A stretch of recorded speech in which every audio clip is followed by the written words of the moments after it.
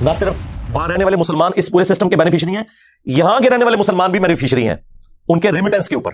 وہاں سے جو ڈالرز آتے ہیں, پاؤنڈز آتے ہیں, یہ لانا بات ہے کہ یہاں مولوی بیٹھ کے کہتا ہے کہ غیر مسلم ملکوں میں جانا, وہاں کی سکونت اختیار کرنا یہ حرام ہے, لیکن اس مولوی سے پوچھیں کہ تیری مسجد اور مدرسے کے جو چندے ہیں ان میں جو ڈالرز آ رہے ہیں ان کو بھی کبھی حرام ڈکلیئر کیا اور لینے سے انکار کیا ہے؟ تو اللہ کے فضل سے کبھی نہیں کیا. اور تیرے ہاتھ میں جو 76 موبائل ہے, وہ بڑے والا اسمارٹ فون جو اکثر تمہارے چاہنے والوں نے تمہیں گفٹ کیے ہوتے ہیں, کبھی ان سے بھی انکار کیا ہے؟ نہیں کیا.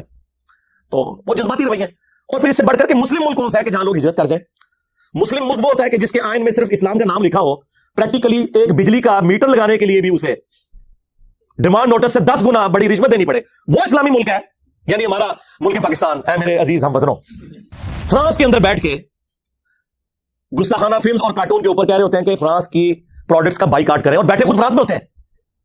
آؤ نا باہر سے واپس ادھر, ٹھیک ہے نا, پھر پتہ چلے گا. خود بینیفیشری ہو سسٹم کے, اور یہاں بیٹھ کے لوگوں کو کہہ رہے ہو کہ جا کے پاکستان کے بینکوں کو آگ لگا دو, پاکستان کی گاڑیوں کو آگ لگا دو. میں نے تو آج تک کوئی عاشق رسول نہیں دیکھا جو بسم اللہ الرحمن الرحیم پڑھ کے اپنے موٹر بائک کو آگ لگائے اور کہ لبیک یا رسول اللہ.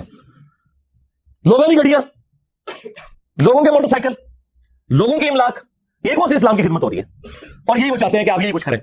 اپنا حال یہ ہے کہ میلاد کے جلوس کے اندر ہزاروں بندہ ہوتا ہے, اور جیسے ہی زور کی نماز کا وقت ہوتا ہے 99% لوگ اپنے گھروں کو لنگر اور نیاز لے کے چلے جاتے ہیں, مسجد میں 1% لوگ بھی مشکل سے جاتے ہیں. اور تھوڑی دیر پہلے لگ رہا ہوتا ہے کہ اس وقت دنیا میں اگر سب سے بڑے عاشقان رسول ہیں تو وہ اس مجمع کے اندر موجود ہے. دوسری طرف 10 محرم کے جلوس کے اندر لگ رہا ہوتا ہے کہ آج اگر کوئی بھی یزید سامنے آئے گا وہ بچے گا نہیں, کیونکہ یہ عاشقان حسین نکلے ہوئے ہیں. اور جیسے ہی زور عصر کی نماز کا وقت ہوتا ہے اور وہ ان جلوسوں کے دوران ظہرین کی نماز پڑھاتے ہیں نا, تو 99% لوگ سائڈ پہ ہو جاتے ہیں, ساڑھے کپڑے پلیت رہے, پلیت دو کپڑے پلیت رہے, مسلمانوں کپڑے پلیت. ان مسلمانوں کو قرآن کو آگ لگانے کے اوپر غصہ آ جاتا ہے, بہت اچھی بات ہے, لیکن قرآن کو آگ تو آپ لوگوں نے پریکٹیکلی لگا دی ہوئی ہے, قرآن کی کسی بات کے اوپر عمل نہیں کر رہے. یہ قرآن کا حکم تھا نا, سورہ روم آیت نمبر 31, وَأَقِيمُوا الصَّلَاةَ وَلَا تَكُونُوا مِنَ الْمُشْرِكِينَ. دیکھنا نماز کو قائم کرنا, مشرک نہ ہو جانا. قرآن کو آگ تو مسلمانوں نے لگائی ہوئی ہے. قرآن چیخ چیخ کے کہہ رہے ہیں کہ جو نماز نہیں پڑھتا وہ پاکستان کے شناختی کارڈ میں مسلمان ہے, اللہ کے یہاں وہ مسلمان نہیں ہے. صحیح مسلم میں یہ حدیث لکھی رہ گئی 246 کہ بندے کے کفر اور ایمان, شرک اور اسلام کے درمیان فرق کی نماز ہے. قرآن کے پہلے صفحے کا ٹیسٹ دنیا کے کروڑ مسلمان پاس نہیں کر سکتے. ایاک نعبد و ایاک نستعین, یہ قرآن میں لکھا رہے گا. ماشاءاللہ فجر کی نماز میں یہ پڑھ کے نکلتا ہے, اور مسجد کے ساتھ جو دربار ہے ریگولرلی حاضری دے کے اس بابے سے بھی مانگ کے گھر آتا ہے.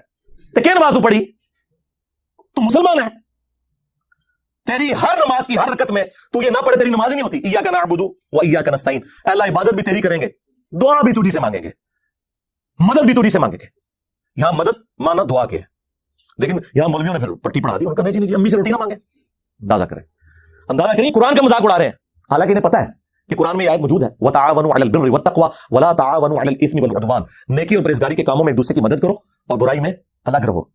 قرآن نے بتایا ہے کہ اللہ نے دنیا کو اسباب کے ساتھ جوڑا ہوا ہے. یہاں ایاک نستعین میں دعا کے اعتبار سے بتایا جا رہا تھا کہ غیر اللہ سے نہیں کرنی, ظاہری اسباب کا تو قرآن میں حکم ہے.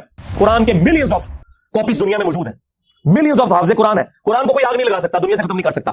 اصل جو چور چھپا ہوا ہے وہ تیرے اندر چھپا ہوا ہے, جو یہ علماء ہے شیاطین, جنات اور انسانوں میں سے شیاطین, جو تمہیں یہ کہہ رہے ہیں قرآن کی ڈائریکٹ پڑھنا گمراہ ہو جاؤ گے, اور تم کہتے ہو مفتی صاحب نے فرما دیا. سبحان اللہ. امام مالک فرماتے ہیں پھر امت زندہ کیوں ہے, پھر مر جائے ساری, پھر مر جائے ساری.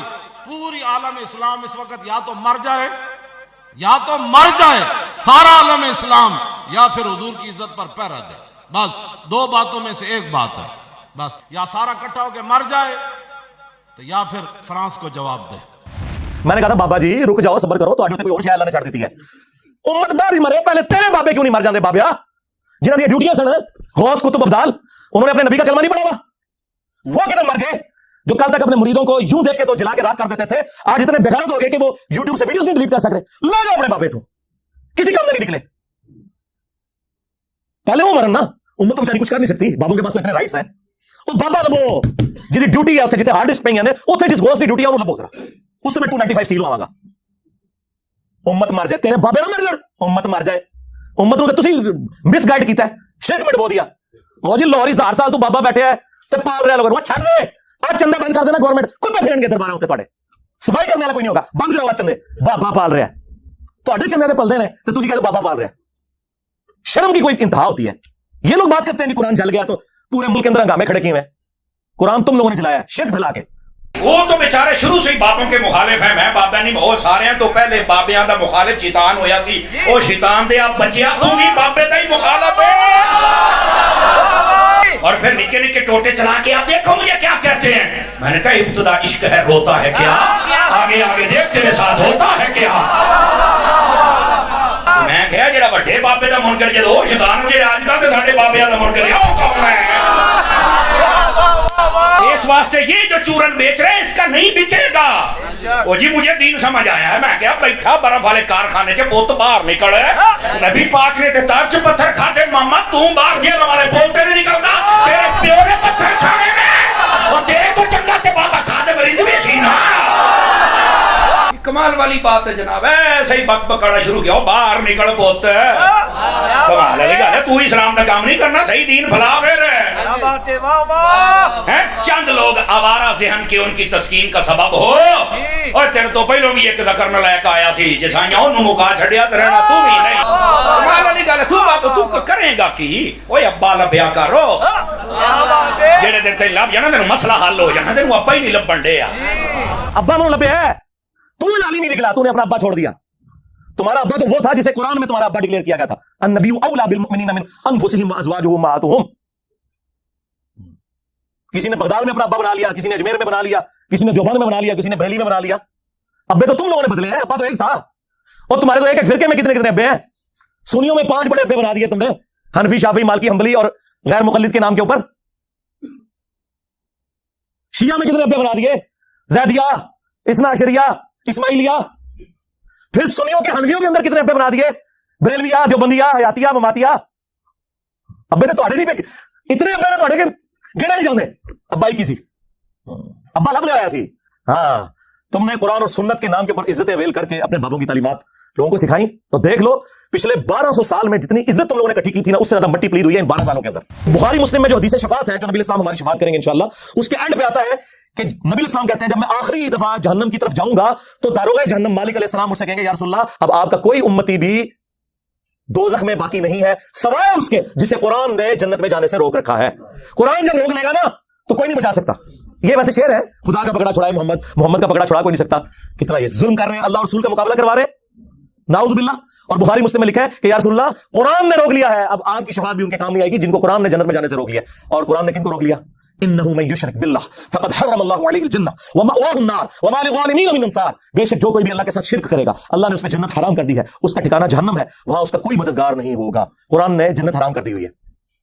حتیٰ کہ بخاری اور مسلم دونوں میں حدیث ہے اللہ نے ہر نبی کو ایک مقبول دعا دی تھی جو اس نے دنیا ہی میں کر لی, لیکن میں نے اپنی دعا چھپا کے رکھی ہے قیامت کے دن کے لیے, اور میری اس دعا سے میرے ہر امتی کو نفع پہنچے گا سوائے اس شخص کے کہ جس نے دنیا میں اللہ کے ساتھ کسی قسم کا شرک کیا ہوا. شرک is the most sensitive issue in the sight of Allah. میں نے یہ موقع غنیمت جانا کہ میں مسلمانوں کے دماغ کے اوپر سٹرائک کروں کہ خدا کے لیے قرآن کو جو آگ لگی اس میں جو آپ سیکھ پا رہے ہیں سب سے بڑے تو دشمن آپ لوگ ہیں جو جزدان میں قرآن کو لپیٹ کے, اور دیکھیں جو مہنگے والے قرآن ہوتے ہیں ترجمے والے ان کے اوپر لاب بھی چڑھا ہوتا ہے تاکہ تصور سے کہ میں اس کو اتنی دفعہ یوں کروں کھولے ہی نہ وہ نہیں پڑھا رہے. بلکہ میں نے تو ریکویسٹ کی ہے کہ پاکستان کے آئین میں جہاں یہ چیز شامل ہے کہ پاکستان میں قرآن غلطیوں سے پاک پرنٹ کیا جائے گا, یہ بہت بڑا جرم ہے. اس لیے قرآن کے آئین میں لکھا ہوتا ہے کہ اگر کوئی غلطی دیکھے تو واپس بھیجیں, ہم آپ کو نیا نسخہ دیں گے. پاکستان کے آئین میں یہ چیز بھی داخل کی جائے کہ بغیر ترجمے کے قرآن چھاپنا حرام ہو. یعنی پاکستان کے قانون میں, میں وہ شرعی طور پہ حرام نہیں لفظ استعمال کر رہا, چلے جرم کہنے اس میں. بھائی پاکستان میں کیا تک بنتا ہے جہاں 99.99% لوگ عربی نہیں جانتے, وہاں عربی والا قرآن صرف پرنٹ کرنا کتنا بڑا ظلم ہے. الحمد للہ رب العالمین والصلاة والسلام علی سید الانبیاء والمرسلین وعلی آلہ واصحابہ وازواجہ اجمعین الی یوم الدین. الحمدللہ آج 29 جنوری 2023 کو سنڈے کے دن ہمارا یہ پبلک سیشن نمبر 79 منعقد ہونے جا رہا ہے. آپ کے یہ سوالات ریئل ٹائم پرچیوں کی شکل میں میرے پاس آ چکے ہیں. انشاءاللہ ہم اسے بعد میں ڈسکس کرتے ہیں. پہلے کرنٹ افیئر کے طور پہ جو اس وقت پوری دنیا کے اندر ایک ایشو اٹھا ہوا ہے مسلمانوں کے حوالے سے, سویڈن کے اندر ایک غیر مسلم نے اپنی ایگنورنس کی وجہ سے, اسلام دشمنی کی وجہ سے, ٹرکی, ایکس نیم تو ٹرکی تھا اب ترکیے ہے, ان کی ایمبیسی کے باہر انہوں نے سویڈن کے اندر ایک احتجاج کیا کہ مسلمانوں کو امیگریشن کیوں دی جا رہی ہے یہاں پہ. ظاہر ہے مسلمانوں کی آبادی وہاں پہ بڑھ رہی ہے, اس کی وجہ سے وہ اپنے آپ کو سیکیور فیل نہیں کر رہے. پلس انہوں نے گورنمنٹ سے کہا کہ آپ بھی نیٹو کو جوائن کریں, اور اس دوران قرآن حکیم کی ایک کاپی کو انہوں نے وہاں پہ آگ لگائی, نعوذ باللہ من ذالک, جس کی وجہ سے پوری دنیا کے اندر مسلمانوں میں ایک غم و غصہ ہے جو بالکل جینون ہے, اس میں تو کوئی شک نہیں ہے. آج کے اس ماڈرن دور کے اندر فریڈم آف ایکسپریشن کے نام کے اوپر اس طرح کی غیر اخلاقی حرکات کرنا ان ملکوں کے اندر جن ملکوں میں کتوں کا بھی احترام کیا جاتا ہے, ان کے بھی رائٹس ہیں, اور دنیا میں 1.5 ارب انسان اس کتاب کو اپنے ماں باپ, اولاد, سب لوگوں سے بڑھ کر عزیز سمجھتے ہیں. یہ اس پلانٹ ارتھ پہ اللہ اور اس کے رسول کی آخری نشانی ہے عز و جل و صلی اللہ علیہ وآلہ وسلم. تو اس کی عزت اور احترام ہمارے ایمان کا تقاضا ہے.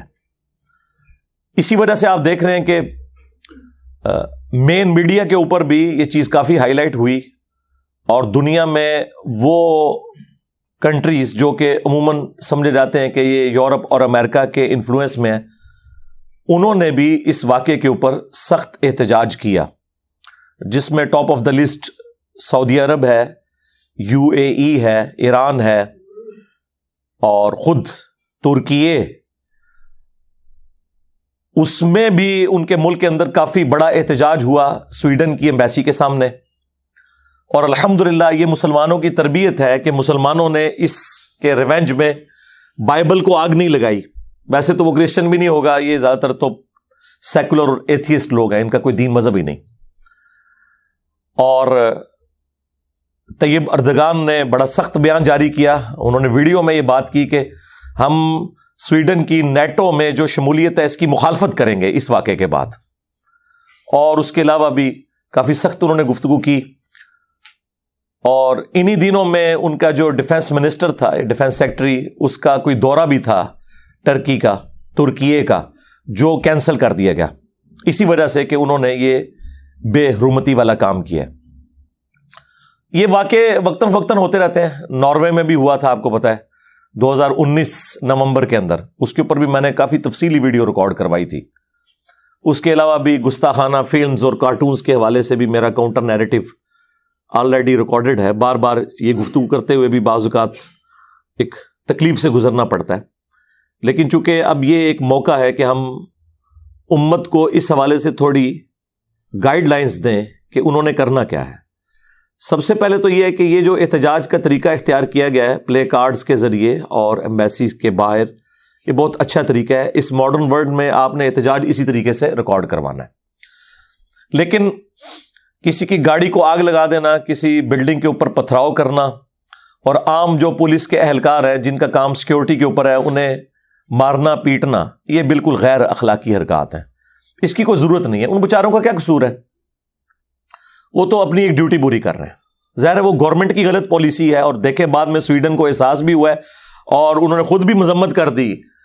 ایک طرف انہوں نے اجازت دی ہوئی, دوسری طرف مذمتی بیان بھی جاری کر دیا.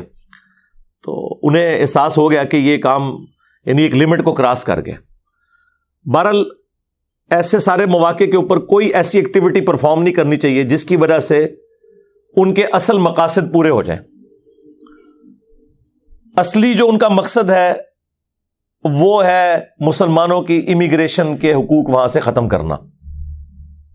اس کے بعد وہ یہ چاہتے ہیں کہ چونکہ مسلمان وہاں پہ آتے ہیں اور ان کے ساتھ غیر مسلموں کا انٹریکشن ہوتا ہے, اس کی وجہ سے اسلام لوگ قبول بھی کرتے ہیں مسلمانوں کے اخلاق سے اور قرآن کی طاقت کی وجہ سے, جب انگریزی میں وہ ترجمہ پڑھتے ہیں. یہ ان کو ایک بڑا ایشو ہے, اور وہ یہ سمجھتے ہیں کہ کچھ عرصے بعد مسلمانوں کی تعداد یہاں پہ زیادہ ہو جائے گی. ٹرو ڈیموکریٹک ویلیوز کی وجہ سے کل کو مسلمانوں کی حکومت بھی آ سکتی ہے. اور میں نے کئی دفعہ عرض کیا ہے کہ Islam is the only practicing religion on the face of ارتھ.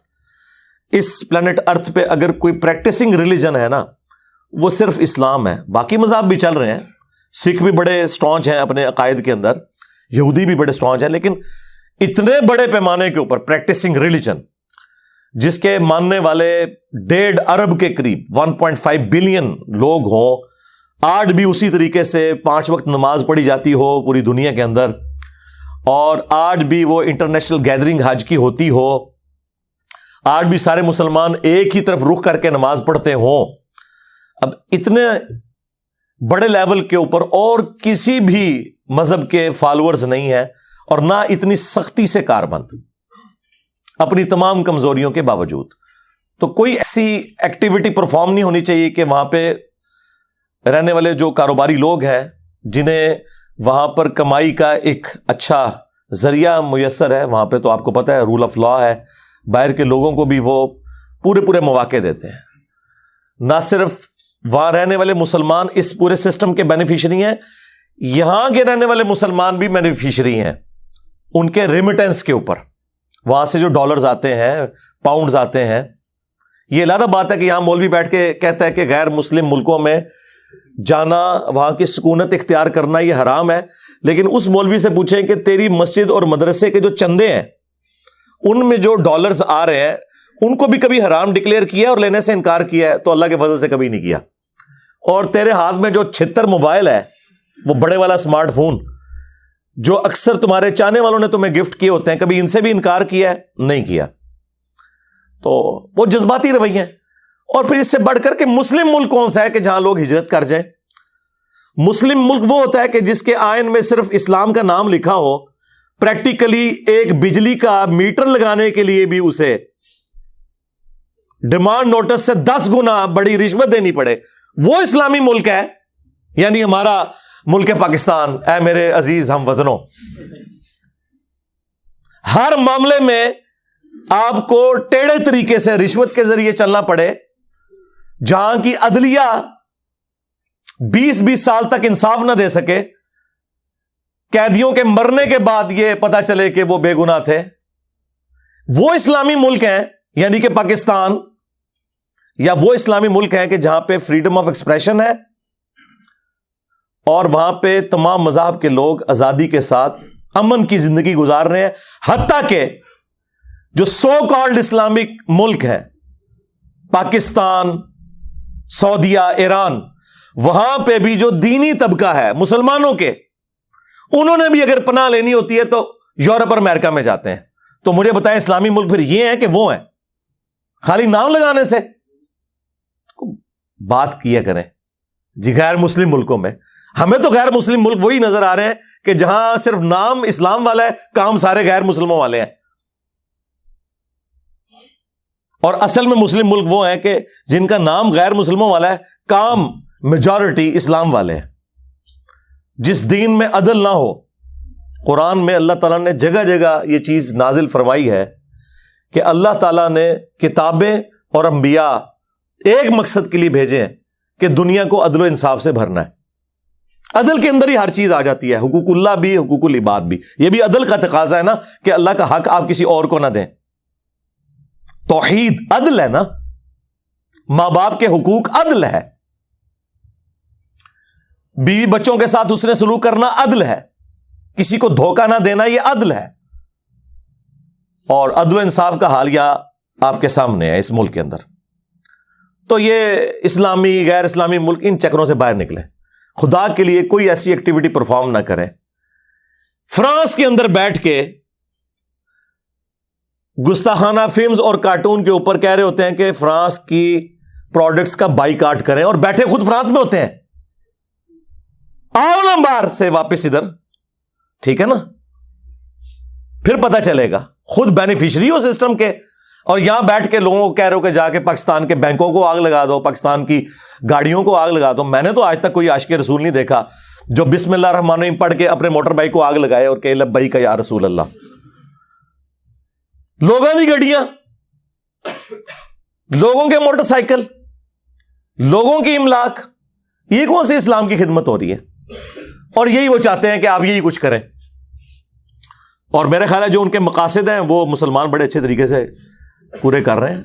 اپنا حال یہ ہے کہ میلاد کے جلوس کے اندر ہزاروں بندہ ہوتا ہے, اور جیسے ہی زور کی نماز کا وقت ہوتا ہے 99% لوگ اپنے گھروں کو لنگر اور نیاز لے کے چلے جاتے ہیں. مسجد میں 1% لوگ بھی مشکل سے جاتے ہیں.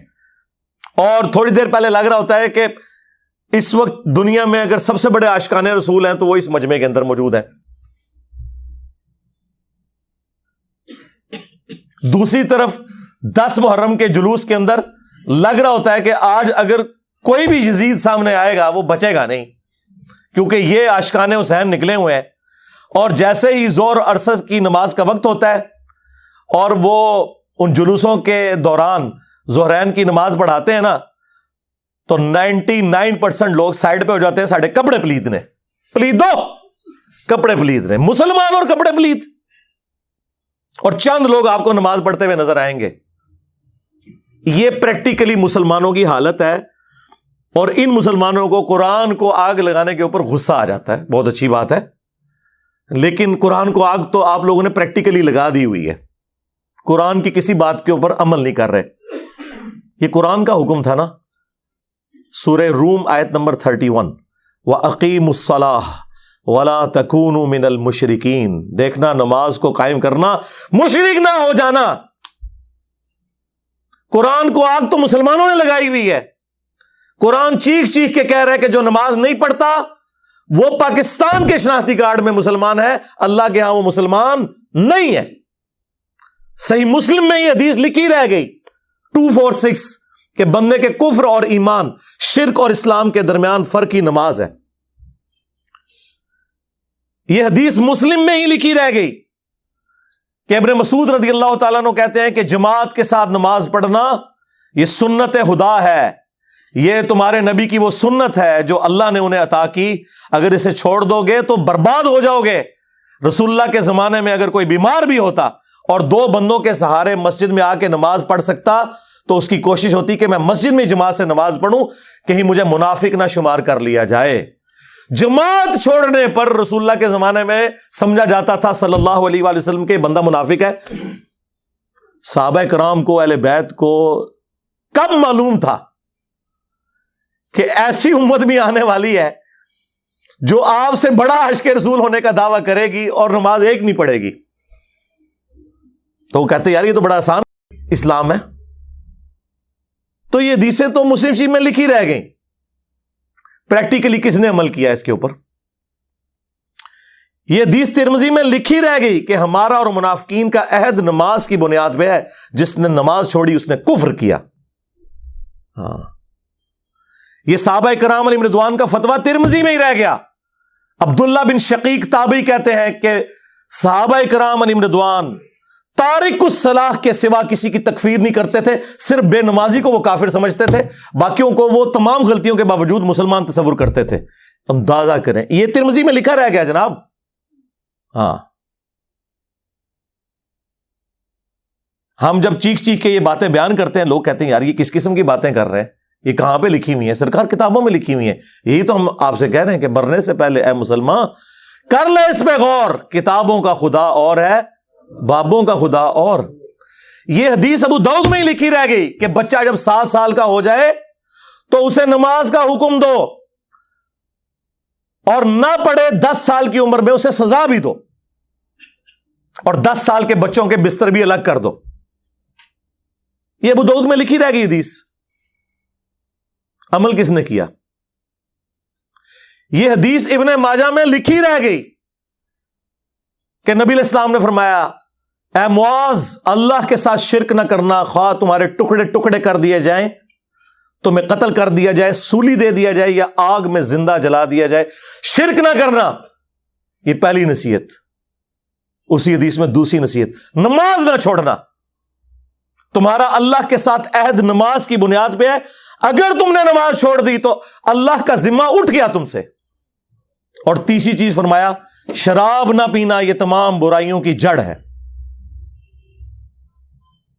تو یہ حدیثیں تو لکھی رہ گئی سرکار. یہ حدیث مسند احمد میں ہی لکھی رہ گئی کہ نبی علیہ السلام نے فرمایا کہ نماز قیامت کے دن نمازی کے لیے دلیل, نجات اور نور ہوگی, اور جو نماز نہیں پڑھتا قیامت کے دن نہ اس کے لیے کوئی دلیل ہوگی اللہ کے حضور بچنے کی, نہ نجات اور نہ کوئی روشنی, نور جو پولیس رات سے گزرنے کے لیے قرآن میں آیا نا, وہ نور. اور پھر نبی علیہ السلام نے فرمایا کہ بے نمازی کا حشر, اسی حدیث میں آتا ہے فرعون، قارون اور حامان اور امیہ ابن خلف کے ساتھ ہوگا. ہاں جی، کچھ بھی ہے تیرے محبوب کی امت سے ہے. محبوب تو پہلے ہی بتا گئے ہیں کہ بے نمازی تیرا حشر تو فرعون کے ساتھ ہونا ہے، تیرا حشر قارون کے ساتھ ہونا ہے، امیہ ابن خلف کے ساتھ ہونا ہے. اور یہ تو میں آپ کو صرف ایک بات کر رہا ہوں. اب اگر میں قرآن کی توحید بیان کرنا شروع کروں تو قرآن کے پہلے صفحے کا ٹیسٹ دنیا کے کروڑوں مسلمان پاس نہیں کر سکتے. ایاک نعبد و ایاک نستعین، یہ قرآن میں ہی لکھا رہے گا. ماشاءاللہ فجر کی نماز میں یہ پڑھ کے نکلتا ہے اور مسجد کے ساتھ جو دربار ہے ریگولرلی حاضری دے کے اس بابے سے بھی مانگ کے گھر آتا ہے. تو کیا نماز تو پڑھی؟ تو مسلمان ہے، تیری ہر نماز کی ہر رکعت میں تو یہ نہ پڑھے تیری نماز ہی نہیں ہوتی. ایاک نعبد و ایاک نستعین، اے اللہ عبادت بھی تیری کریں گے، دعا بھی تجھی سے مانگیں گے، مدد بھی تجھی سے مانگیں گے. یہاں مدد مانا دعا کے ہے، لیکن یہاں مولویوں نے پھر پٹی پڑھا دی. ان کا نہیں جی امی سے روٹی نہ مانگے. اندازہ کریں قرآن کا مذاق اڑا رہے ہیں، حالانکہ انہیں پتہ ہے کہ قرآن میں یہ آیت موجود ہے وَتَعَاوَنُوا عَلَى الْبِرِّ وَالتَّقْوَى وَلَا تَعَاوَنُوا عَلَى الْإِثْمِ وَالْعُدْوَانِ. نیکی اور پرہیزگاری کے کاموں میں ایک دوسرے کی مدد کرو اور برائی میں الگ رہو. قرآن نے بتایا ہے کہ اللہ نے دنیا کو اسباب کے ساتھ جوڑا ہوا ہے. یہاں ایاک نستعین میں دعا کے اعتبار سے بتایا جا رہا تھا کہ غیر اللہ سے نہیں کرنی. ظاہری اسباب کا تو قرآن میں حکم ہے، لیکن دیکھ لیں. اور پھر جس شان سے اللہ تعالیٰ نے سورۃ النمل میں ذکر کیا، حیران کن بات آپ کو بتاؤں، اہل تشیع کے ہاں صبح و شام کی دعاؤں میں سنت اذکار میں سورۃ النمل کی آیت نمبر 62 پڑھی جاتی ہے. ترجمہ نہیں کبھی کسی نے پڑھا. اور ہمارے جن اسٹوڈنٹس نے پڑھا جو شیعہ مکتب سے تعلق رکھتے تھے، کیونکہ میں نے اس آیت کو اتنی دفعہ کوٹ کیا، انہوں نے کہا ہم تو یہ صبح شام پڑھتے ہیں، ترجمہ پڑھا تو انہوں نے کہا یار یہ آیت پڑھ کے بھی سب سے زیادہ شرک ہم کر رہے تھے. کیونکہ اس آیت کے اندر کیا لکھا ہے؟ اَمَّن يُجِيبُ الْمُضْطَرَّ إِذَا دَعَاهُ، بھلا بتاؤ کون ہے جو تکلیف میں گھرے ہوئے شخص کی فریاد کو سنتا ہے، وَيَكْشِفُ السُّوءَ، اور اس سے اس کی برائی کو تکلیف کو دور کر دیتا ہے، وَيَجْعَلُكُمْ خُلَفَاءَ الْأَرْضِ، اور تمہیں اگلوں کا خلیفہ کرتا ہے زمین پر، تمہارے ماں باپ کے مرنے کے بعد تمہارے مرنے کے بعد تمہاری اولاد کو. اِلَٰهٌ مَّعَ اللَّهِ، کیا اللہ کے ساتھ کوئی اور معبود بھی ہے؟ قَلِيلًا مَّا تَذَكَّرُونَ، لیکن بہت کم ہی تم نصیحت حاصل کرتے ہو. بالکل صدق اللہ العظیم، بہت کم لوگوں نے نصیحت حاصل کی. اس آیت میں کلیئر کٹ لکھا ہے کہ جو اللہ کے سوا کسی اور سے دعا کرتا ہے گویا وہ اسے خدا بنائے ہوئے ہے. یا علی مدد کا مطلب سادہ نہیں ہے، اس کا مطلب ہے کہ آپ نے مولا علی کو اللہ کے مقابلے پر خدا تصور کر لیا. نہیں جی ہم تو انہیں اللہ کا بندہ مانتے ہیں. نہیں جناب، قرآن تو یہ کہتا ہے کہ اللہ کا بندہ مان کے یا بغیر بندہ مان کے. جب تمہارا یہ عقیدہ ہے کہ اللہ کے سوا کوئی تمہاری تکلیف دور کر سکتا ہے، جی پیچھے اللہ ہی ہے. اچھا اللہ پیچھے رکھنے ہنستے؟ یہ دیکھیں حدیث میں لکھا ہوا ہے نماز کا طریقہ. اور نہیں جی ہمارے امام صاحب نے بھی تو وہی کچھ بتایا نا، پیچھے تھے اتنے بھی نبی علیہ السلام نے. نبی علیہ السلام پیچھے رکھنے کے لیے؟ میرے نبی سا ہے ہی کوئی نہیں، تیرے بابے تھے شاہ ہی کوئی نہیں. اللہ پیچھے، رسول پیچھے، آگے تمہارے بابے. عزتیں اویل کی ہیں تم نے اللہ اور اس کے رسول کے نام کے اوپر، چندے کھائے ہیں تم نے رسول اللہ کے نام کے اوپر صلی اللہ علیہ وآلہ وسلم، سواریاں سوار کی ہیں تم نے مکے اور مدینے کے نام کے اوپر، اور غداری کی ہے اپنے دین کے ساتھ. ممبروں پہ چڑھ کے کہتے ہو قرآن و حدیث ڈائریکٹ نہ پڑھنا گمراہ ہو جاؤ گے. واہ، یہ کوئی یہودی یا نصرانی آ کے بات کرے ہم منہ توڑ دیں. جس طرح آج آگ لگانے کے اوپر قرآن کو ہمیں کتنا غصہ چڑھا ہوا ہے. تیرا مفتی ہر جمعے کو کھڑا ہو کے کہ قرآن اور بخاری ڈائریکٹ نہ پڑھنا گمراہ ہو جاؤ گے. آگ تو یہ لگا رہا ہے، وہ آگ تو ایک دن تھی، اس سے کوئی فرق نہیں پڑا. قرآن کے ملینز آف کاپیز دنیا میں موجود ہیں، ملینز آف حافظ قرآن ہے. قرآن کو کوئی آگ نہیں لگا سکتا، دنیا سے ختم نہیں کر سکتا. اصل جو چور چھپا ہوا ہے وہ تیرے اندر چھپا ہوا ہے. جو یہ علماء ہے شیاطین जिन्नात और इंसानों में से शयातीन, जो तुम्हें ये कहने कुरान जी डायरेक्ट ना पढ़ना गुमराह हो जाओगे, और तुम कहते हो मुफ्ती साहब ने फरमा दिया। सुभान अल्लाह। दुनिया में अगर कोई मुफ्ती साहब लंबी दाढ़ी और पगड़ी और हाथ में तस्बीह के साथ आपको कोई 2 नंबर चीज दे दें, आप एक इस्त्री खरीदने के लिए जाएं अपने कपड़े करने के लिए, और उस पर जाली मोहर लगा के वो बंदा आपको वो इस्त्री दे दे, और आपको बाद में पता चल जाए इसने धोखा किया है, तो आप क्या कहेंगे? मुफ्ती साहब ने फरमा दिया इस्त्री शरीफ। आप गुस्से में भरे हुए जाएंगे और कहेंगे कि तू दाढ़ी रख के बेईमानी कर रहा है, कहेंगे ना। तो ये दाढ़ी वाले जो मौलवी मेंबरों पे चढ़े हुए झूठ सिखा रहे हैं आपको, इनको कभी आपने कहा नहीं? आप फर्क देख लें, जहां आपकी दुनिया का नुकसान होता है ना आपको मुफ्ती की दाढ़ी नजर आती है। हो सकता है आप जाके आग लगा दें उसकी दाढ़ी कोई, लेकिन जहां आपका दीन का नुकसान हो रहा है आप कहते हैं मुफ्ती साहब ने फरमा दिया। वहां लाख चीखते रहे कि यार ये मुफ्ती साहब आपको अपने बाबों का दीन बता रहे हैं, किताबों में दीन कुछ और लिखा हुआ है, टस से मस नहीं होते। तो ये कुरान की तौहीद का टेस्ट नहीं थे पास कर रहे। एक जाहिल से जाहिल मुसलमान को भी ये बात समझ आनी चाहिए कि बारिश कौन बरसाता है? अल्लाह। ड्यूटी किसकी है? फरिश्तों की।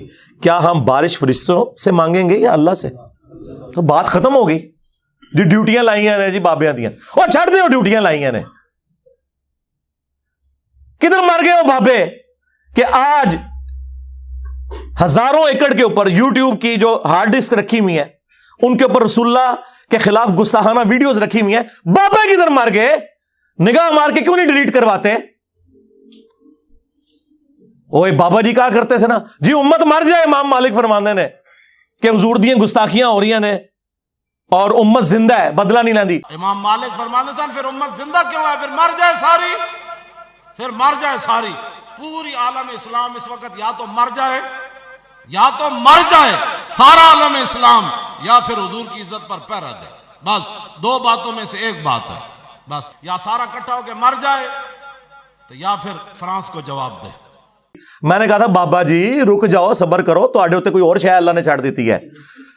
उम्मत बाद ही मरे, पहले तेरे बाबे क्यों नहीं मर जाते? बाबिया जिन्हां दी ड्यूटियां सन, गौस कुतुब अब्दाल, उन्होंने अपने नबी का कलमा नहीं पढ़ा हुआ, वो किधर मर गए? जो कल तक अपने मुरीदों को यूं देख के तो जला के राख कर देते थे, आज इतने बेगैरत हो गए कि वो यूट्यूब से वीडियोस नहीं डिलीट कर सक रहे। ले जाओ अपने बाबे, तो किसी काम में नहीं निकले। पहले वो मरन ना, उम्मत तो बेचारी कुछ कर नहीं सकती, बाबों के पास तो इतने राइट्स हैं। ओ बाबा लबो जिहदी ड्यूटी है उत्थे जिथे हार्ड डिस्क पई ने, उत्थे जिस गोश्त की ड्यूटी है उन्होंने लभो जरा, उस ते मैं 295 सील लवावांगा।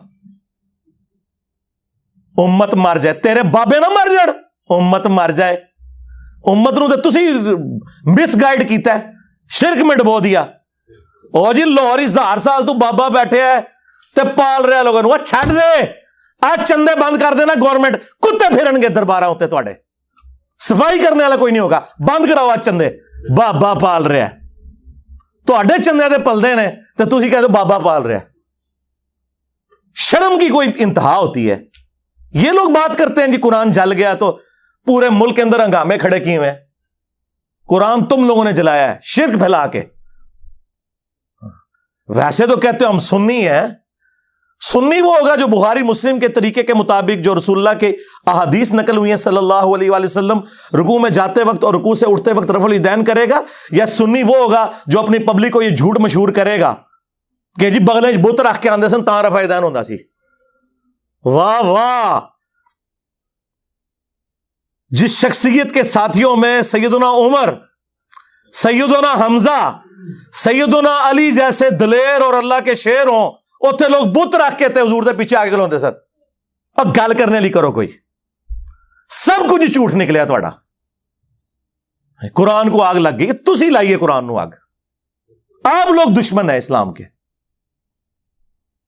इससे बड़ी क्या दुश्मनी होगी? जो लोगों को कहता है कुरान और सुन्नत जोड़ो, उसको कहते हैं जी ये लोगों को गुमराह कर रहा है, हमारे बुजुर्गों से हटा रहा है। जी बिल्कुल, एलानिया मैं कहता हूं कि मैं आपके बुजुर्गों से आपकी पब्लिक को हटा रहा हूं, इसलिए नहीं कि अपने साथ जोड़ूं, क्योंकि ना तो मेरी कोई चंदा बुक, نہ میرا کوئی مدرسہ, ہاں نہ میری کوئی مسجد, چندے آپ کو دیں, نمازیں آپ کے پیچھے پڑھیں.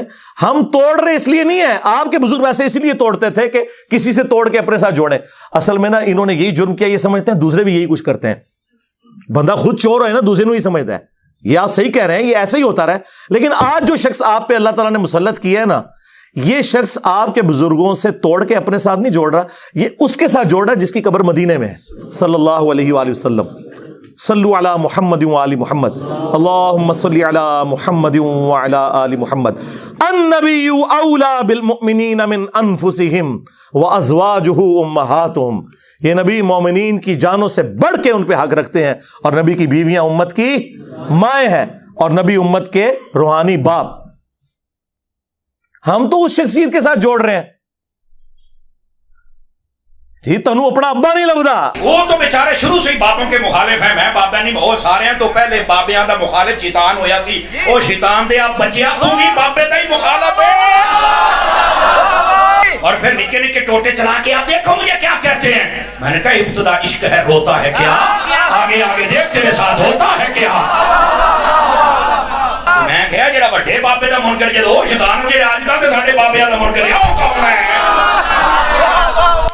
اس واسطے یہ جو چورن بیچ رہے ہیں اس کا نہیں بکے گا. وہ جی مجھے دین سمجھ آیا ہے. میں کہا بیٹھا برف والے کارخانے کے بوت باہر نکل ہے. نبی پاک نے تے ترچ پتھر کھاتے ماما تم باہر گیا ہمارے بولتے نہیں نکلنا, تیرے پیو نے پتھر کھانے میں, اور تیرے کو چنگا کے بابا کھانے مریض بھی سینا. کمال والی بات ہے جناب. ایسے ہی بک بکڑا شروع کیا, باہر نکل بوت. کمال ہے گا, تو اسلام کا کام نہیں کرنا, صحیح دین بھلا پھر چند لوگ آوارہ ذہن کے ان کی تسکین کا سبب ہو. اور تیرے تو پہلوں بھی ایک ذکر نہ لائق آیا سی جسائیاں انہوں مکا چھڑیا ترہنا تو بھی نہیں. کمال والی گا, تو بابا تو کریں گا کی, اوہ ابا لبیا کرو. جیڑے دن تے لب جانا تینوں مسئلہ حل ہو جانا, تینوں ابا ہی نہیں لبن دے. ابا منو لبے ہے, تو لالی نہیں نکلا, تو نے اپنا ابا چھوڑ دیا. تمہارا ابا تو وہ تھا جسے قرآن میں تمہارا ابا ڈکلیئر کیا گیا تھا, النبی اولا بالمؤمنین من انفسہم وازواجہ امہاتہم.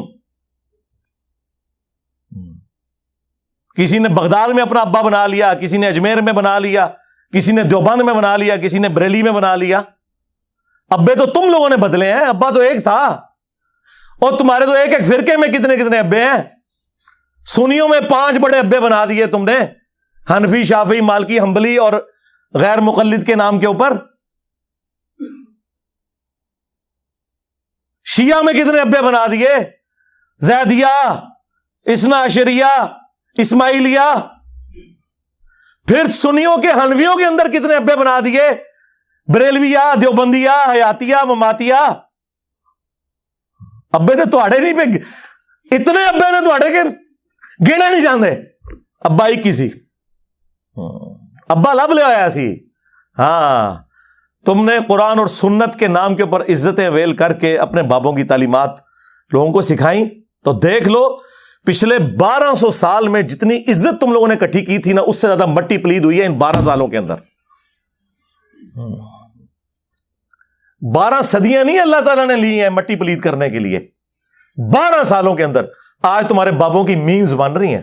ہاں, کارٹون بن رہے ہیں, چھوٹے چھوٹے بچے مذاق اڑا رہے ہیں.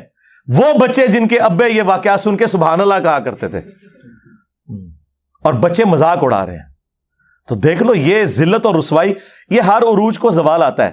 یہ اللہ کی سنت ہے کہ 300 سال کی فرعونوں کی حکومت ایک ایسے شخص سے گرا دی کہ جس کی زبان میں بھی لکنت تھی, جس کی پرورش بھی اسی گھر میں ہوئی تھی. کون؟ موسیٰ بن عمران علیہ السلام. تو یہ اللہ تعالیٰ نے چننا ہوتا ہے کہ کس کے ذریعے اللہ تعالیٰ کون سا کام کروا دے. اور نہیں جی ساڑھے بزرگاں نے 90 لاکھ نو کلمہ پڑھا دے, چھڑ دیو کلمہ تو تانوں بھی نہیں صحیح طریقے نال آندا, تجوید نال, نماز نہیں آتی, ترجمہ نہیں آتا. اچھا جی یہ دلیل ہے, جی دلیل ہے. تو سرکار ڈاکٹر ذاکر نائک نے اتنے ہندوؤں کو جو کلمہ پڑھایا ہے تو پھر یہ بھی بزرگ ہوئے؟ نہیں وہ تو ہی گمراہ ہے. ہاں آیا نا داڑ تلے ہون. ہاں 90 لاکھ نو کلمہ پڑھایا. اور تواڈے بابیاں نے تے 90 لاکھ نو کلمہ پڑھایا جدوں 90 لاکھ دی آبادی کوئی نہیں سی. ہوں اپنے بابیاں نو کہو کہ ہوں ایک بندہ ایسا ہے جے جنہیں سارے بابیاں دے مننے والے نو انہاں تو تروڑ کے اس شخص سے جوڑ دیا جس کی قبر مدینے میں ہے صلی اللہ علیہ وآلہ وسلم. تے سب تو بڑا بابا آ گیا جے ہوں سامو اینو لو سامو آ گیا جے بابیاں دا بابا. اگر یہی کرائٹیریا ہے تو نہیں وہ اصل میں اللہ تعالیٰ چاہے تو فاسق سے بھی دین کا کام لے سکتا ہے. ہاں بالکل ہمارا بھی یہی عقیدہ ہے کہ بخاری مسلم میں حدیث ہے کہ فاسق سے بھی دین کا کام لیا جا سکتا ہے. لہذا کوئی دھونس نہ لگائے کہ کس نے کس کو کلمہ پڑھا ہے. آج جرمنی میں کتنے قادیانی ہیں جو کلمہ پڑھا کے غیر مسلموں کو اپنے زوم میں مسلمان کر رہے ہیں، حالانکہ وہ مسلمان نہیں قادیانی کر رہے ہیں. تو کیا وہ اس کو حق پہ ہونے کی دلیل کے طور پہ پیش کریں گے؟ بات کرنے والی کریں. جو کرائٹیریا آپ دوسرے کے ماننے کے لیے تیار نہیں اپنے لیے کیوں پیش کرتے ہیں؟ تو دشمنی کی آپ لوگوں نے قرآن کے ساتھ، سنت کے ساتھ. اور میں حیران ہوتا ہوں کہ قرآن حکیم وہ کتاب جو ہماری کتاب زندگی تھی، اس کے ساتھ انہوں نے کیسے کیسے متس مشہور کر دیں. بس صرف اس کا کام رہ گیا مردے بخشوانا جو ثابت ہی کوئی نہیں. قرآن کا کام رہ گیا ہے عدالتوں کے اندر قرآن پہ حلف دے کے جھوٹ بولنا. قرآن کا کام رہ گیا ہے کہ بچی کی شادی ہو تو نیچے سے اسے گزار دینا. یہ قرآن کا ٹوٹل کام یہ رہ گیا. قرآن اس لیے نازل ہوا تھا یار، ایک غیر مسلم بھی آپ کو خط لکھے نا، امیگریشن کے کاغذ آ جائے نا فرینچ کے اندر، انگلش کے اندر، اور آپ کو یہ زبانیں نہ آتی ہوں تو 10 بندے ڈھونڈتے پھرتے ہیں کہ یار بتاؤ کیا لکھا ہوا ہے. اور اللہ کی کتاب کبھی اس کو ترجمے سے پڑھنے کی کوشش ہی نہیں کی، جبکہ ہر فرقے کا ترجمہ موجود ہے. دیکھیں جھگڑا تب تھا جب آپ کہتے ہیں کہ انجینئر صاحب خود ترجمہ دے رہے ہیں. لوگ میرے بارے میں کہتے ہیں نا کہ یہ علماء سے دور کر رہے ہیں. سرکار بالکل الٹ بات ہے، میں علماء کے آپ کو قریب کر رہا ہوں. لیکن مسئلہ یہ ہے کہ میں ایک عالم کے آپ کو قریب نہیں کرتا، میں کہتا ہوں سب کی بات سنو. ہاں وہ اس کو کہتے ہیں علماء سے دور کرنا. وہ کہتے ہیں صرف ہماری سنو. کیا میں نے کبھی کسی کو کہا کہ آپ میرا قرآن کا لکھا ہوا ترجمہ پڑھیں؟ نہ میں نے کوئی لکھ کے آپ کو دیا. میں نے ہمیشہ کہا کہ بریلوی ہو تو احمد بریلوی کا ترجمہ پڑھ لو. چاند ایک جگہ پہ اختلاف ہو سکتا ہے نا. ایاک نعبد و ایاک نستعین کا ترجمہ انہوں نے یا شیخ عبد القادر جیلانی مدد تو نہیں کیا ہوا. دیوبندی ہو اشری تھانوی کا ترجمہ پڑھ لو.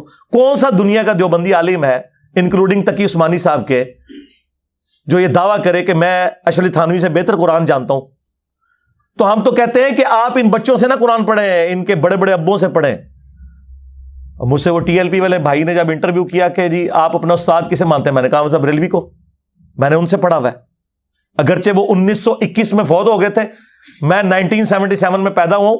لیکن یقیناً وہ قرآن کا ترجمہ کمائی کے لیے نہیں کر کے گئے تھے. انہیں تو عربی آتی تھی، ترجمہ انہوں نے کیا تھا میرے لیے. اردو تو مجھے آپ سے بھی زیادہ آتی ہے. جس طرح صحابہ کرام کو لکھنا پڑھنا نہیں آتا تھا لیکن ان کی زبان میں قرآن نازل ہوا تو انہیں ڈائریکٹ سمجھ آتا تھا. خیر میں نے تو بعد میں عربی بھی سیکھ لی ہے. عربی نہ بھی سیکھوں یا کوئی نہ بھی سیکھے، اردو زبان میں جب کر دیا تو ہم تو ڈائریکٹ احمد بریلوی سے ترجمہ پڑھ رہے ہیں، ہم ڈائریکٹ اشری تھانوی سے پڑھ رہے ہیں، ہم ڈائریکٹ جوناگڑھی سے پڑھ رہے ہیں، ہم شیعہ کے سید فرمان شاہ سے ترجمہ پڑھ رہے ہیں ڈائریکٹ. تو یہ شاہی کوئی نہیں. اور یہ آپ خود مانیں گے کہ آپ شاہی کوئی نہیں اپنے بڑے بابوں کے مقابلے پہ. تو یہ ترجمے انہوں نے کمائیوں کے لیے کیے تھے، یہ تو کوئی نہیں کہے گا کمائی کے لیے کیے. تو اس لیے کیے تھے کہ پبلک کو پتا چلے قرآن میں کیا لکھا ہوا ہے. وہ آپ پڑھنے نہیں دے رہے. ہمارے ایک شیعہ دوست ہیں عالم دین، ماشاءاللہ بہت اچھا کام کر رہے ہیں. ان کا ایک جملہ گولڈن جملہ ہے. انہوں نے کہا کہ آج کوئی غیر مسلم آ کے آپ سے یہ کہے کہ میں مسلمان ہونا چاہتا ہوں یا ابھی ہوا ہوں، مجھے بتائیں میں نے اسلام کو اسٹڈی کرنا ہے کہ اسلام کی مجھ سے کیا ریکوائرمنٹ ہے، میرا خدا مجھ سے کیا چاہتا ہے، میرا اللہ مجھ سے کیا ڈیمانڈ کرتا ہے، تو آپ اسے کون سی کتاب پڑھنے کے لیے دیں گے؟ تو ساروں کا جواب یہ ہوگا جی قرآن پڑھنے کے لیے دیں گے. اور آگے سے وہ گورا یہ پوچھ لے کہ بھائی آپ نے بھی اسی قرآن کو پڑھ کے اپنے عقیدے صحیح کیے تھے؟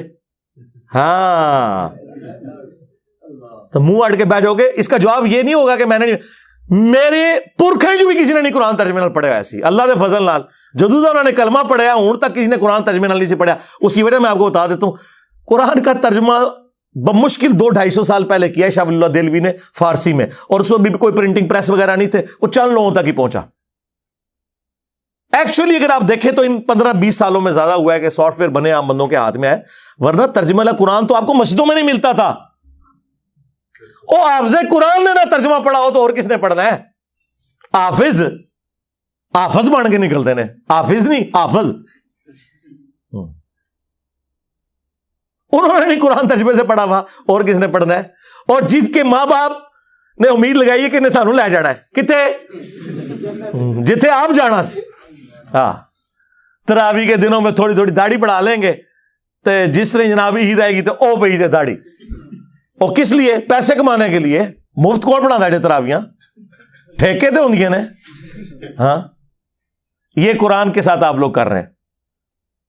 اور قرآن کیا کہہ رہا ہے؟ وَأُوحِيَ إِلَيَّ هَذَا الْقُرْآنُ لِأُنذِرَكُمْ بِهِ وَمَنْ بَلَغَ. اے نبی تم فرماؤ قرآن مجھے اللہ نے اس لیے وحی کیا تاکہ اس قرآن کے ذریعے میں تمہیں بھی تبلیغ کر دوں، اور جس تک یہ قرآن پہنچ جائے اس قرآن کے ذریعے تبلیغ کرے. قرآن تو یہ کہہ رہا ہے. قرآن تو کہہ رہا ہے وَلَقَدْ يَسَّرْنَا الْقُرْآنَ لِلذِّكْرِ فَهَلْ مِن مُدَّكِرٍ. ہم نے قرآن کو سمجھنے کے لیے آسان کر دیا، ہے کوئی نصیحت حاصل کرنے والا؟ قرآن تو یہ کہہ رہا ہے. قرآن تو کہہ رہا ہے فذکر بالقرآن من یخاف وعید. اے نبی قرآن کے ذریعے تبلیغ کریں ہر اس شخص کو جو اللہ کی دھمکی سے ڈرتا ہے. قرآن تو یہ کہہ رہا ہے. قرآن تو سورہ صاد میں کہہ رہا ہے کہ قرآن ہم نے اس لیے نازل کیا کہ اس سے لوگ نصیحت حاصل کریں، اس کی آیات میں تدبر کریں اور عقل مند لوگ اس سے نصیحت حاصل کریں. لیکن آپ لوگوں نے کیا کہا کہ قرآن کس لیے نازل ہوا ہے؟ مردے بخشوانے کے لیے. ہمارے محبوب صلی اللہ علیہ وآلہ وسلم کی پوری زندگی سینٹرڈ اراؤنڈ قرآن ہے. آپ کا انسٹرومنٹ آف دعوت قرآن ہے. وَأُوحِيَ إِلَيَّ هَذَا الْقُرْآنُ لِأُنذِرَكُمْ بِهِ وَمَنْ بَلَغَ. اے نبی تم فرماؤ قرآن مجھے اس لیے وحی کیا گیا تاکہ اس قرآن کے ذریعے میں تم تک بات پہنچاؤں جس تک بھی پہنچے. اور وہ دیکھیں کیسی پہنچائی ہے. صحیح مسلم میں یہ حدیث ہے، نبی علیہ السلام نے حجت الوداع کے موقع پر فرمایا تھا میں تم میں ایک چیز ایسی چھوڑ کے جا رہا ہوں جسے پکڑ لوگے کبھی گمراہ نہیں ہوگے، وہ اللہ کی کتاب ہے. اچھا حجت الوداع کا جو خطبہ مسلم شریف میں آیا نا اس میں صرف قرآن کا ذکر ہے، حدیث سنت کا ذکر نہیں ہے. کیونکہ سنت کو ماننا قرآن ہی کو تو ماننا ہے. قرآن نے نہیں کہا ہے نا من یطع الرسول فقد اطاع اللہ. جس نے رسول اللہ کی اطاعت کی اس نے اللہ کی اطاعت کی. ٹھیک ہے ایک حسن درجے کی روایت ہے حاکم کے اندر، قرآن اور سنت دو چیزیں. لیکن حجت الوداع کا جو خطبہ مسلم شریف میں آیا اس میں صرف قرآن کا ذکر ہے. لیکن وہ لکھی رہ گئی مسلم میں حدیث. یہ حدیث مسلم شریف میں ہی لکھی رہ گئی کہ اللہ تعالیٰ اس قرآن کی وجہ سے قوموں کو عروج دے گا اور زوال دے گا. وہ زمانے میں معزز تھے مسلمان ہو کر اور تم خوار ہوئے تارک قرآن ہو کر. یہ مسلم شریف میں حدیث لکھی رہ گئی جی. یہ مسلم میں ہی لکھی رہ گئی حدیث. القرآن حجت لک او علیک. قرآن قیامت کے دن یا تو تیرے حق میں گواہی دے گا یا تیرے خلاف گواہی دے گا جی. اور وہ خلاف جو گواہی ہے وہ قرآن میں آ گئی ہے. وہ صرف قرآن نہیں، صاحب قرآن بھی. سورہ فرقان آیت نمبر 30 وقال الرسول یا رب ان قوم اتخذوا هذا القرآن مہجورا. اور رسول اللہ قیامت کے دن شکایت کریں گے کہ اے اللہ میری قوم نے قرآن کو پیٹھ کے پیچھے ڈال دیا تھا. ہاں ہمیں شفاعت رسول کا بتایا گیا جو برحق ہے. عسیٰ ان یبعثک ربک مقاما محمودا. کوئی شک نہیں. اللہم اجعلنا منہم. اللہ تعالیٰ ہمیں ان میں کرے جن کو رسول اللہ کی شفاعت نصیب ہوگی صلی اللہ علیہ وآلہ وسلم. لیکن یہ تلخ پہلو ہے کہ نبی علیہ السلام نے شکایت بھی لگانی ہے. جس کی شکایت لگ رہی ہوگی وہ شفاعت کس منہ سے کروائے گا؟ ہم کہہ رہے ہیں جو کچھ بھی ہے تیرے محبوب کی امت سے ہے، اور محبوب پہلے ہی کہہ رہے ہیں کہ میں نے شکایت لگانی ہے جس نے قرآن کو چھوڑ دیا. محبوب تو رو رہے ہیں اس بات کے اوپر. بخاری اور مسلم دونوں میں حدیث ہے. عبداللہ ابن مسعود رضی اللہ تعالیٰ عنہ کہتے ہیں ایک دن نبی علیہ السلام ممبر پہ چڑھے اور میں آڈینس میں نیچے بیٹھا ہوا تھا. تو رسول اللہ نے کہا عبداللہ ہمارے قریب آؤ. میں قریب گیا. کہا عبداللہ ہمیں قرآن سناؤ. ان کا یا رسول اللہ قرآن تو آپ پہ نازل ہوا ہے. آپ نے فرمایا کہ مجھے دوسروں سے سن کے لطف آتا ہے. تو عبداللہ ابن مسعود کہتے ہیں کہ میں قرآن حکیم پڑھنا شروع کیا اور سورہ نساء کی میں نے تلاوت شروع کی. آپ شوق دیکھیں کہ سورہ نساء شروع کی انہوں نے 40 آیات پڑھ دی. نبی علیہ السلام ممبر پہ بیٹھے ہوئے ہیں اور وہ نیچے قرآن تلاوت کر رہے ہیں اور حضور اس کا لطف اٹھا رہے ہیں. اور جب آیت نمبر 41 پہ پہنچے نا, فَكَيْفَ إِذَا جِئْنَا مِن كُلِّ أُمَّةٍ بِشَهِيدٍ, وہ کیسا دردناک وقت ہوگا قیامت کا کہ جب ہم ہر امت میں سے ایک گواہ کو, اس امت کے پیغمبر کو اٹھائیں گے. کس لیے؟ کہ بتائے کہ اس نے دعوت کا کام کیا تو اس کے اگینسٹ اس کی امت نے کیسا رسپانس کیا. وَجِئْنَا بِكَ عَلَىٰ هَٰؤُلَاءِ شَهِيدًا, اور اے محبوب صلی اللہ علیہ وآلہ وسلم ہم آپ کو گواہ بنا کر اٹھائیں گے ان کے اوپر جن میں آپ کو مبعوث کیا گیا. بس یہ آیت سننی تھی. امت تو کہتی ہے جو کچھ بھی ہے محبوب کی امت سے ہے, اور محبوب کیا فرما رہے ہیں؟ عبداللہ بس کرو, عبداللہ بس کرو. کہتے ہیں میں نے نگاہ اٹھا کے حضور کی طرف دیکھا تو آپ کی دونوں آنکھوں سے زارو قطار آنسو جاری تھے کہ مجھے اپنی امت کے خلاف قرآن کی اس آیت کے تحت گواہی دینی پڑے گی. حضور اس لیے رو رہے ہیں کہ مجھے گواہی دینی پڑے گی کہ میری امت نے قرآن کو چھوڑ دیا, میرے دین کو پس پش ڈال دیا, اور امت امید لگائی بیٹھی ہے حضور نے شفاعت کرنی ہے. آپ دیکھیں کتنا فرق ہے. بخاری مسلم دونوں میں حدیث ہے, نبی علیہ السلام نے فرمایا جو لوگ زکوٰۃ نہیں ادا کرتے اپنے مال کی, کان کھول کر سن لو, ایسا نہ ہو کہ قیامت والے دن کسی کی گردن پہ اس کی وہ بکری سوار ہو جو بکریوں کا ریوڑ اس نے رکھا ہوا ہے اور اس نے اس کی زکوٰۃ نہیں دی, اور وہ مجھے پکار رہا ہو اغثنی یا رسول اللہ, یا رسول اللہ میری مدد کیجئے, میں تمہارے کچھ کام نہیں آؤں گا, میں نے جو کچھ بتانا تھا دنیا میں تمہیں بتا دیا. آپ حیران ہوں گے, میٹرک میں جب میں پڑھتا تھا 1992 میں, تو بریلویوں کی ایک جماعت تھی انجمن طلباء اسلام ATI, ان کا جو بیج ہوتا تھا نا اس پہ لکھا ہوتا تھا اغثنی یا رسول اللہ. وہ سیدھا بھی ہوتا تھا, گول بھی ہوتا تھا, گرین کلر کا اور گولڈن رنگ کا, اغثنی یا رسول اللہ. کاش اس کے نیچے بخاری اور مسلم کی اس حدیث کا نمبر لکھا ہوتا جس کے اندر یہ جملہ آیا ہے. ہم تو اس کو لیتے تھے یا رسول اللہ ہماری مدد کرے, لیکن یہ جملہ تو نبی علیہ السلام نے امت کے لیے ٹونٹ کے طور پہ بولا ہوا ہے کہ تم تو مدد مانگو کہ میں نے تمہارے کام نہیں آنا. کیوں؟ اس حدیث میں الفاظ ہے میں نے تمہیں دنیا میں بتا دیا تھا, کہیں ایسا نہ ہو کہ کسی کی گردن پہ اس کی گائے سوار ہو جس کی اس نے زکوٰۃ نہیں دی, جب وہ گائے 40 کے عدد کو پہنچے, یعنی عام گائے کی زکوٰۃ نہیں ہے, اور وہ چیخیں مارتا ہوا کہ اغثنی یا رسول اللہ, یا رسول اللہ میری مدد کرے, میں نے تمہیں دنیا میں اللہ کا پیغام پہنچا دیا تھا, میں تمہارے کچھ کام نہیں آؤں گا. پھر نبی علیہ السلام نے اونٹ کا سوار ہونے کا ذکر کیا. تو اندازہ کریں اللہ کے نبی علیہ السلام نے اپنی امت کو ایک ایک تفصیل کھول کر بیان کر دی ہے,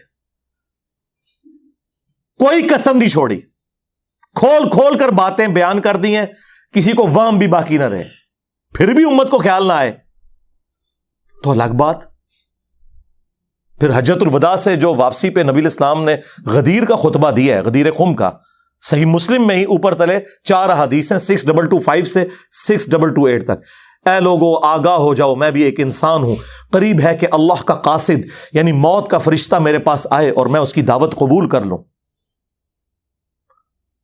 میں اپنے بعد تم میں 2 بھاری چیزیں چھوڑ کے جا رہا ہوں, ان میں سے پہلی چیز اللہ کی کتاب ہے, اس میں ہدایت ہے, اس میں نور ہے, یہ اللہ کی رسی ہے. ہاں, جو اسے پکڑے گا ہدایت پہ ہوگا, جو چھوڑ دے گا گمراہ ہو جائے گا. اور زائد ابن ارقم کہتے ہیں کہ نبی علیہ السلام پھر ترغیب دلاتے رہے, اللہ کی کتاب, اللہ کی کتاب, اللہ کی کتاب.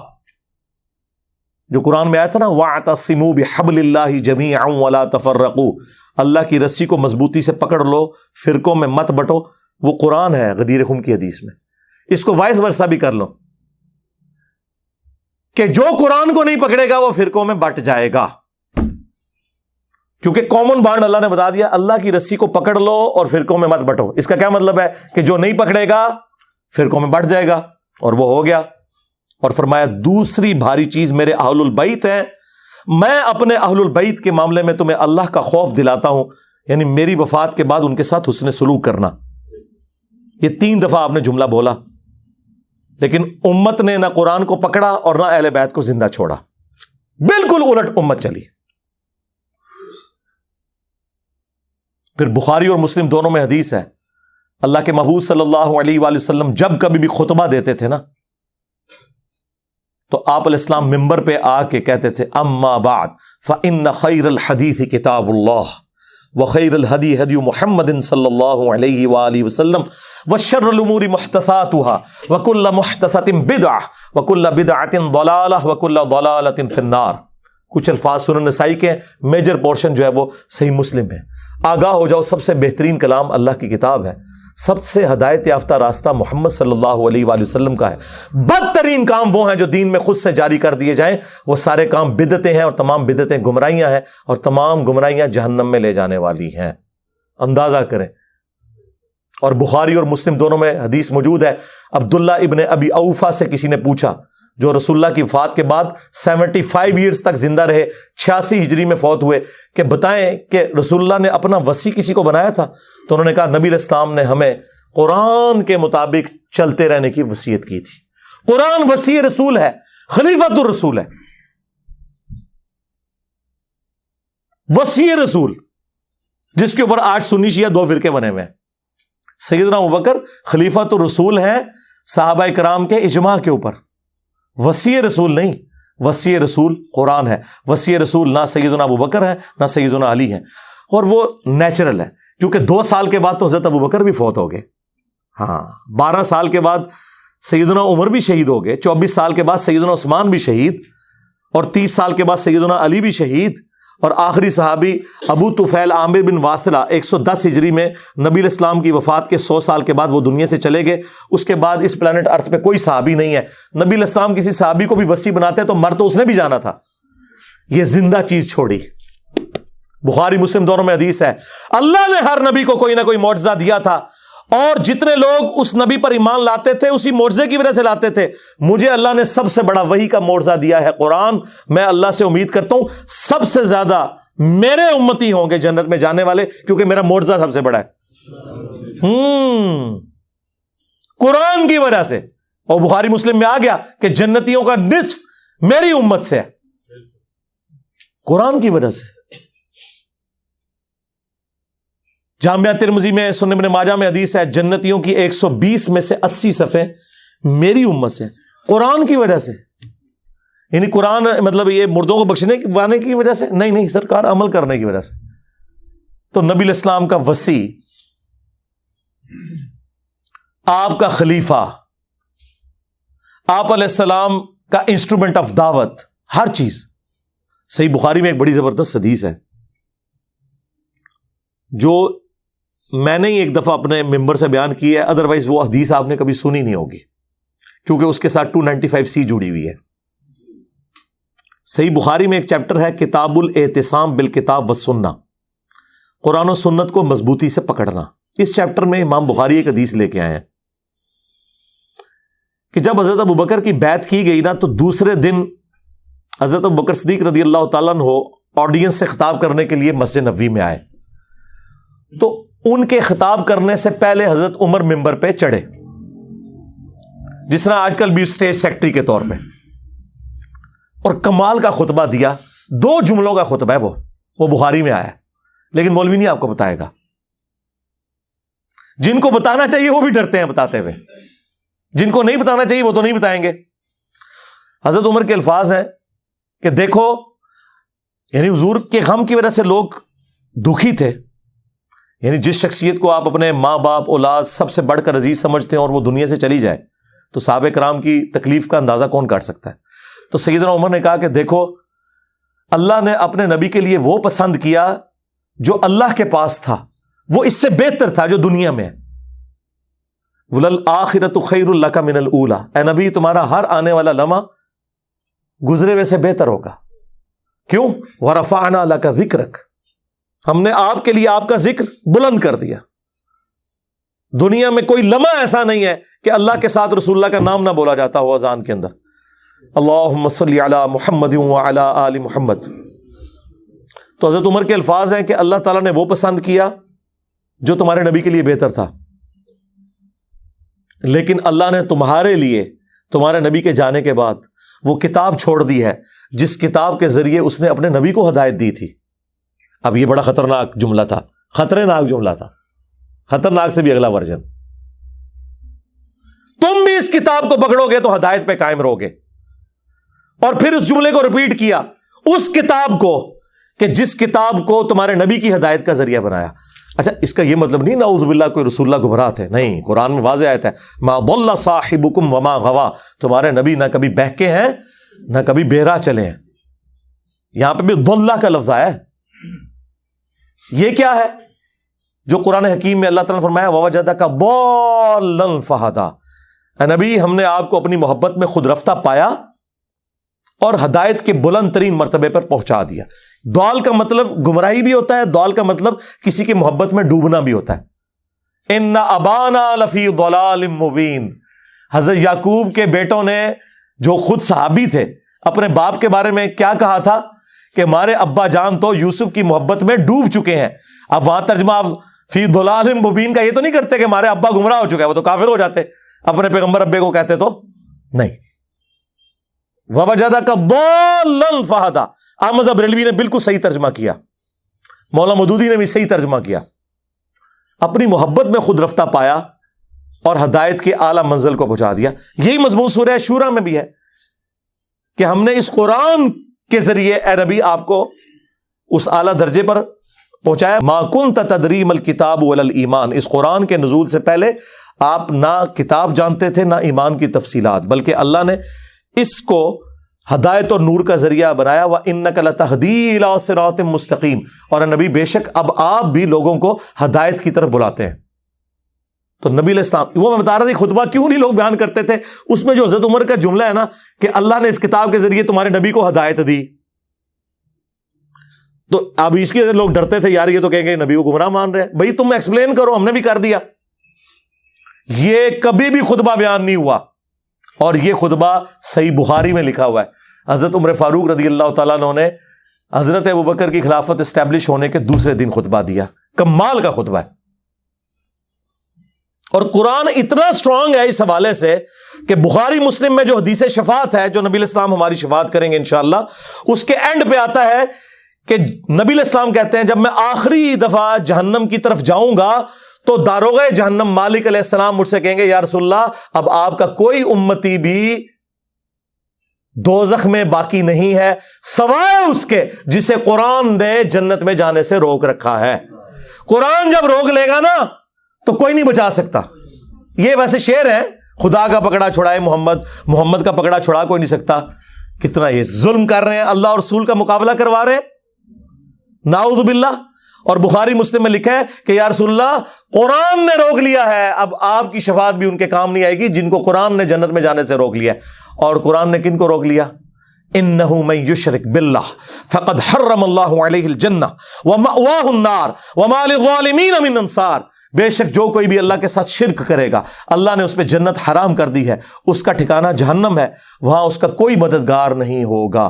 قرآن نے جنت حرام کر دی ہوئی ہے. حتیٰ کہ بخاری اور مسلم دونوں میں حدیث ہے اللہ نے ہر نبی کو ایک مقبول دعا دی تھی جو اس نے دنیا ہی میں کر لی, لیکن میں نے اپنی دعا چھپا کے رکھی ہے قیامت کے دن کے لیے, اور میری اس دعا سے میرے ہر امتی کو نفع پہنچے گا سوائے اس شخص کے کہ جس نے دنیا میں اللہ کے ساتھ کسی قسم کا شرک کیا ہوا. شرک is the most sensitive issue in the sight of Allah. اور شرک اور نماز یہ دو سینسٹیو ٹاپکس ہیں. قرآن کی توہین وہی لوگ کر رہے ہیں اصل میں جو قرآن پڑھنے سے روک رہے ہیں, جس کی وجہ سے شرک پھیل رہا ہے, اور نماز سے کوسوں دور ہے کیونکہ انہوں نے قرآن تو پڑھا نہیں. انہیں پتا کیسے چلے کہ قرآن کا مسلمان اور ہے اور پاکستان کا مسلمان اور. ہاں, مرنے سے پہلے اے مسلمان کر لے اس پہ غور, قرآن کا مسلمان اور ہے, پاکستان کا مسلمان اور. ہاں, قرآن کا تو مسلمان یہ ہے وَأَقِيمُوا الصَّلَاةَ وَلَا تَكُونُوا مِنَ الْمُشْرِكِينَ, سورہ روم آیت نمبر 31. دیکھنا نماز کو قائم کرنا, مشرک نہ ہو جانا. اور صحیح مسلم کی حدیث کے بندے کے کفر اور ایمان, شرک اور اسلام کے درمیان فرق نماز ہے. باقی اس پہ تو کافی بولا جا سکتا ہے, میری کئی ایک ویڈیوز ہیں وہ آپ دیکھ سکتے ہیں اس حوالے سے. میں نے یہ موقع غنیمت جانا کہ میں مسلمانوں کے دماغ کے اوپر سٹرائک کروں کہ خدا کے لیے قرآن کو جو آگ لگی اس پہ جو آپ سیکھ پا رہے ہیں، سب سے بڑے تو دشمن آپ لوگ ہیں جو جزدان میں قرآن کو لپیٹ کے. اور دیکھیں جو مہنگے والے قرآن ہوتے ہیں نا ترجمے والے، ان کے اوپر غلاف بھی چڑھا ہوتا ہے تاکہ تصور سے کہ میں اس کو اتنی دفعہ یوں کروں گا وہ کھولے ہی نہ، وہ ادھر ہی پڑھا رہے.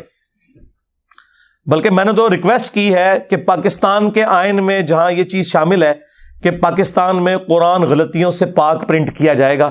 یہ بہت بڑا جرم ہے، اسی لیے قرآن کے اینڈ پہ لکھا ہوتا ہے کہ اگر کوئی غلطی دیکھیں تو واپس بھیجیں، ہم آپ کو نیا نسخہ دیں گے. پاکستان کے آئین میں یہ چیز بھی داخل کی جائے کہ بغیر ترجمے کے قرآن چھاپنا حرام ہو. یعنی پاکستان کے قانون میں، وہ شرعی طور پہ حرام نہیں لفظ استعمال کر رہا، چلے جرم کہہ لیں اس کو. بھئی پاکستان میں کیا تک بنتا ہے جہاں 99.99% لوگ عربی نہیں جانتے، وہاں عربی والا قرآن صرف پرنٹ کرنا کتنا بڑا ظلم ہے. مولانا مودودی رحمہ اللہ کا ترجمہ پرنٹ کیا ہے ترجمان القرآن والوں نے، وہ بڑا زبردست ہے. ویسے تو آپ دیکھتے ہیں نا اوپر عربی نیچے اردو، انہوں نے پتا کیا کیا ہے، ایک صفحہ پورے کا پورا عربی اور اس کے سامنے والا صفحہ اردو. اگر صرف کسی نے اردو بھی پڑھنا ہے نا وہ پڑھتا جائے. اچھا لوگوں کو یہ فکر پڑ جاتی ہے یار اردو والا پڑھیں گے تو ثواب نہیں ہوگا کیونکہ 10 نیکیاں نہیں ملن گیا. سرکار تو ایک اردو دا صفحہ تو آنے والی نسلوں میں اور گزرے ہوئے بزرگوں کے ہزاروں قرآن پڑھنے سے بہتر ہے جو آپ کو کم از کم شرک سے بچا کے توحید کے اوپر لے آئے گا. دیکھیں نا اگر توحید ہی نہ ملی تو ایم قرآن ختم کرنے کا کیا فائدہ ہویا؟ جو قرآن ختم کر کے بھی تے پھر دعا کہنا جی یا رسول اللہ انظر حالنا، یا شیخ عبد القادر جیلانی شیئن للہ. قرآن کے لیے پڑھ کے دعا ہو رہی ہے اور بیچ میں یہ نہیں کر رہا ہے تو کیا کڑیا تو قرآن چوں. تو خدا کے لیے قرآن ترجمے والا گھر میں بھی کم از کم آپ لوگ تو کریں نا جی. سارے مسلمان اپنے گھروں میں وہ ترجمہ رکھیں جو زبان آپ سمجھتے ہیں، اس کے بغیر آپ صرف عربی والا قرآن نہ رکھیں. اور آج تو ماشاءاللہ جتنی میجر لینگویجز ہیں ان کے اندر قرآن پرنٹ ہو چکے ہیں. سعودی عرب کی گورنمنٹ اس حوالے سے بہت بڑا کام کر رہی ہے. جتنے حاجی جاتے ہیں نا، پہلے تو وہ عمرے والوں کو بھی دیتے تھے لیکن پھر ریسورسز کی وجہ سے ایشو ہوا تو اب صرف حاجیوں کو دیتے ہیں. جو پاکستان انڈیا بنگلہ دیش کے ہیں ان کو اردو زبان میں، انڈونیشین ہے تو ان کو انڈونیشین زبان میں، انگلش جاننے والے ہیں ان کو انگلش والا. وہ واپسی پہ ایئرپورٹ پہ وہ ایک فری کاپی دیتے ہیں. میں 2007 میں گیا تھا، مجھے بھی ایک کاپی ملی، میری وائف کو بھی ملی تھی. تو اس حوالے سے وہ بہت کام کر رہے ہیں. چلیں حاج عمرے پہ کوئی نہیں بھی جاتا، یہاں تو یار اپنے گھروں میں تو کم از کم آپ کوشش کریں کہ آپ ترجمے والے قرآن رکھیں. صلو علی محمد وآل محمد، اللہم صلی علی محمد وعلی آل محمد واصحاب محمد وازواج محمد وامت محمد اجمعین الی یوم الدین، آمین.